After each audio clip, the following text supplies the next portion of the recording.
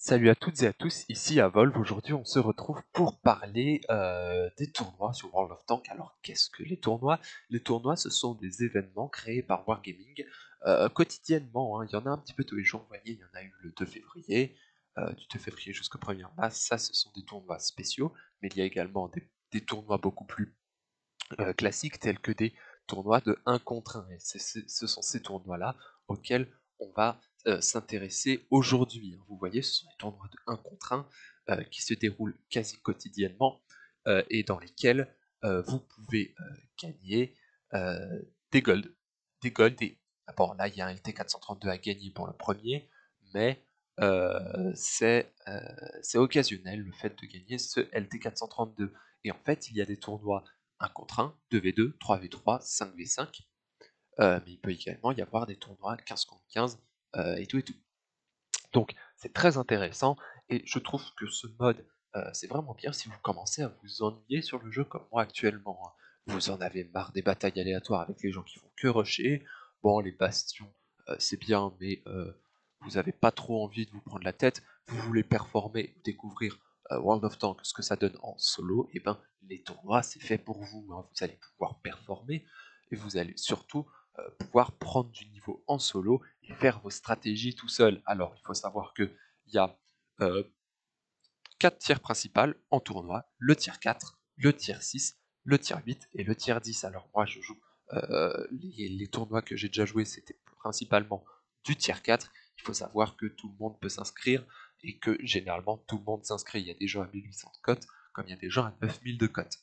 Et c'est vraiment pas discriminant, il faut juste être bien concentré, bien focus, et vous allez progresser.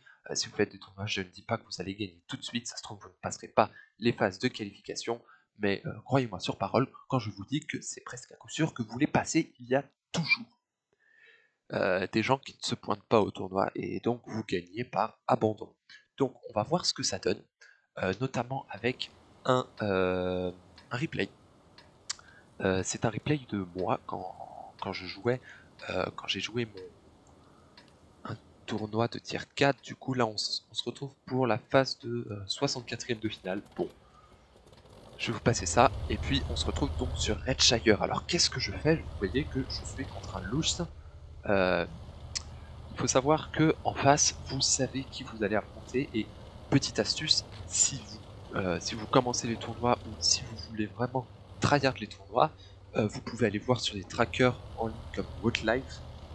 Vous tapez dans la barre de recherche le nom de la personne qui est en face de vous et vous pourrez donc savoir à peu près ce qu'elle joue, les chars avec lesquels cette personne est le plus à l'aise. Et donc, pour l'instant, je me dirige vers la base. Alors, vous savez à l'avance quelle map vous jouerez. À savoir que si vous voulez performer, il faudra peut-être à un moment passer à la goal, hein. C'est pour ça que moi, là, je cherche automatiquement de la goal, parce que quand on est en tournoi, ce qu'on cherche, c'est la victoire et c'est pas l'économie. Du coup, il faut aller près de la base généralement, parce que sur des maps comme ça, qui sont à 1000 contre 1000, là je me dis je vais aller me cacher dans le ravin, parce que vu que c'est un louche, il pourra pas me spot si je suis bien dans le ravin, et moi je vais pouvoir attendre près de la base sans trop pouvoir m'exposer au spot adverse. Bon, résultat je me dis non, c'est peut-être pas un play, parce que il peut me circuler un petit peu par ici. Du coup, ce que je vais faire, c'est que je vais me mettre aux alentours des maisons avec ce rocher à côté, rocher qu'on reverra plus tard. Donc, je décide d'aller à côté de la base. Alors, les tournois, au début du tournoi, quand vous êtes en phase de poule, les matchs durent 7 minutes 30, mais quand vous passez en phase dans l'arbre du tournoi, ça passe en format de 5 minutes. Du coup, il ne faut pas perdre trop de temps. Ça laisse tout de même du temps pour le main game. Et il faut savoir que la base se capture en 100 secondes, c'est-à-dire 1 minute 40, un point de capture par seconde. Cela vous laisse le temps de réagir, mais attention, c'est pour ça que moi là par exemple je ne suis pas parti au dirigeable, hein, parce que là le dirigeable ce serait totalement overkill, le gars capait et je ne pouvais strictement rien faire, donc je vais attendre à côté. Je me dis tiens, il a plus de chances de se pointer par là-bas, je focus Et puis après, bonne chance. Hein. Et voilà, le louche que je viens de spot, il m'a sûrement aussi spot, je me mets un petit peu en side scrap, je m'angle, je regarde, tiens, il est derrière un rocher, ok. Alors, c'est une très bonne information à prendre ça, parce que au moins je sais que le louche est par là-bas. Je sais à peu près où est le gars sur la carte, très important de savoir, d'avoir le spot, mais il faut... En fait, c'est ça qu'il faut trouver dans son char, c'est l'équilibre entre portée de vue et portée de vue et combat au corps à corps. C'est-à-dire, est-ce que ce char est autosuffisant? C'est-à-dire, est-ce qu'il peut se comporter tout seul de bonne et avoir un bon comportement en solo? Et là, bonne chance, parce que là je suis à la gold. Non, là je suis à la HE. Et là je mets 164 par coup. Et là vous voyez, lui aussi il est à la gold, mais en fait, il me met pas assez de dégâts. Il est plus qu'à 124 points de vie. Alors, mais moi je lui ai quand même mis 146 quoi. 146 et lui il m'a mis, ouais, il m'a mis 300. Ah non, il m'a mis 200. Il m'a mis 200 et là c'est très très mal engagé pour lui. Parce que justement, il a voulu prendre un corps à corps. Alors que, voilà, là j'ai encore repris un coup, alors je lui ai mis que 32.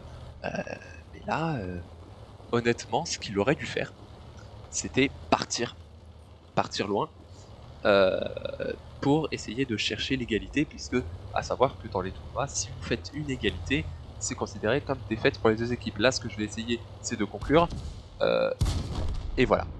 Et là, je l'ai terminé, et puis je passe en phase suivante. Donc, si vous devez prendre un char en bataille de tournoi, alors je sais que le Hetzer est pas mal joué, notamment pour les paysages très urbains. Il y a aussi pas mal de T28, hein, le char avant le KV1.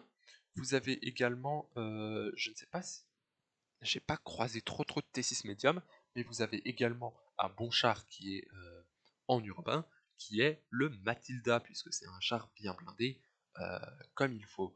Euh, Si vous voulez, vous pouvez aussi théoriquement prendre le type 95, mais il faudra conclure le corps à corps rapidement, puisque le type 95 n'est absolument pas un char qui est fait pour tanker, mais qui a tout de même un des meilleurs canons de tier 4. On ne le répète pas assez, évitez tout ce qui est mortier, qui recharge très longuement, hein, c'est-à-dire le T6 médium. Vous aurez remarqué que je ne le joue pas au 105 mm.